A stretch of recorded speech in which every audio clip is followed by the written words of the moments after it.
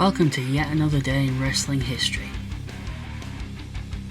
On May 14th, 1998 in Queens, New York, ECW presented It Ain't Seinfeld in front of 1,000 screaming fans. Throughout 1998, Taz was on a journey towards the ECW World Championship. There was just one problem. The franchise Shane Douglas was ducking him at every turn. Shane Douglas had been a featured player in ECW from the very beginning. In 1994, he won the NWA World Championship in an ECW ring. In his victory speech, he threw the belt down and declared himself the first ever Extreme Championship Wrestling Champion, changing the name of the company from its former name, Eastern Championship Wrestling. On this night in May 98, Taz marched to the ring and demanded Joey Styles interview him.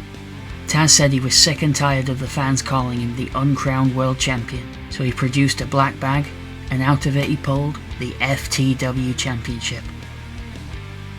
FTW doesn't stand for the win, it stands for the world.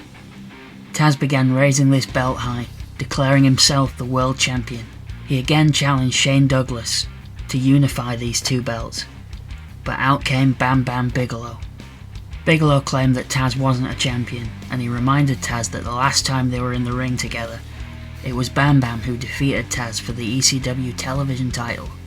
This is one of the most famous matches in ECW history from the Living Dangerously pay-per-view, where Bam Bam could be seen tapping out from the Taz mission, but the referee didn't see the tap. Bam Bam threw himself backwards, and both went crashing through the ring mat, creating one of the most famous visuals in ECW's history. Taz and Bam Bam begin to brawl, but they're quickly pulled apart by referees. One unfortunate referee got picked up by Bam Bam Bigelow and thrown into the crowd. The FTW Championship was never a recognised title by any promotion, and in recent years it's made a return, held by whoever Taz chooses it to be held by in All Elite Wrestling, first Brian Cage and currently Ricky Starks. The only other man to hold the championship was Sabu, who defeated Taz for the title in ECW. Taz would avenge his loss to Bam Bam Bigelow at the Heatwave pay-per-view in 1998. This is the event that many people claim is one of the best ECW pay-per-views, and this match is one of those reasons.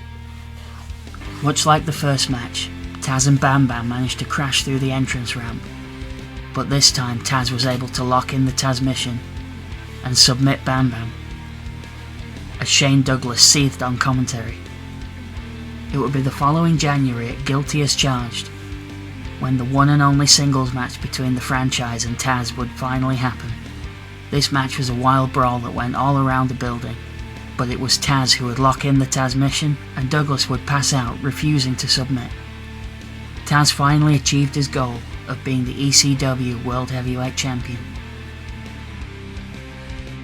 Thank you for watching yet another wrestling channel. If you enjoyed this, please comment, like or subscribe.